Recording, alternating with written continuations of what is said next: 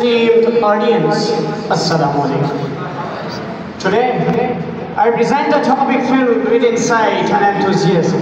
Let's change Pakistan.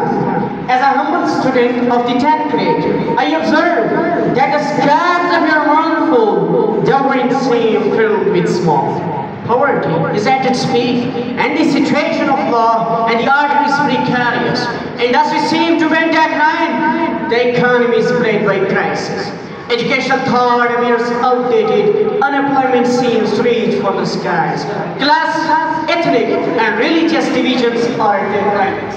Respected individual, let's change Pakistan. It's a message for the conscious, a resolve from the youth, a movement for the people, a leadership for innovation, and a promise for the despairing hearts. For I have the argument of the Quran to guide us. Very, Allah does not change the condition of nations unless they change themselves. Pakistan was not created by an accident, but it has a constructive movement based on the philosophical foundation of Islamic collectivism. To change Pakistan, we must change ourselves. We need self-awareness and new skills, recognizing our responsibilities. We must reform ourselves. We must change our thoughts, beliefs, actions, and attitudes. Respected President, Pakistan was created by the Creator in such a magnificent way that it appears highly impressive to the world. Its waterfalls, lakes, and rivers resemble paradise. Its mountains, deserts, and glaciers are the masterpieces of nature. Its forests, minerals, and lush fields paint a picture of wealth. Its youth are numerous. Its selfless people, hard-working farmers and laborers forged in steel of unethical although it is as clear as the sun that we may be grateful for these blessings. We today appear insignificant in the world and deserving of condemnation due to our negligence and wrongdoing. Respected President, Pakistan is facing numerous challenges that are crippling its progress: corruption, nepotism, and bravery eroding the country's fabric. Political influence is destroying institutions, the education system is in shambles, and the curriculum is outdated. Teachers lack training to meet modern demands. Deforestation and agricultural land degradation continue, while water conservation methods are neglected.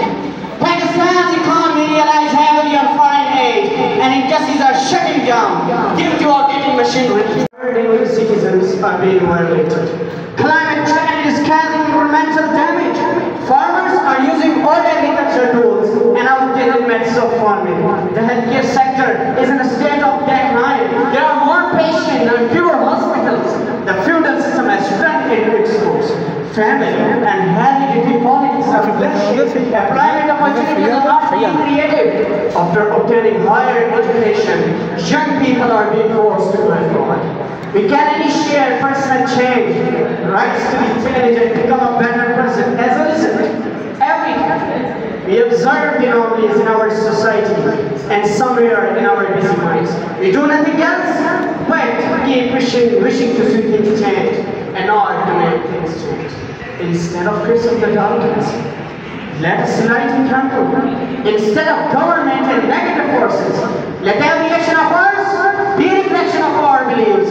Let's believe that nothing is impossible, that commitment for change has no resolve, does not allow for burdens, and does not allow for excuses. Let's rise up with great readiness.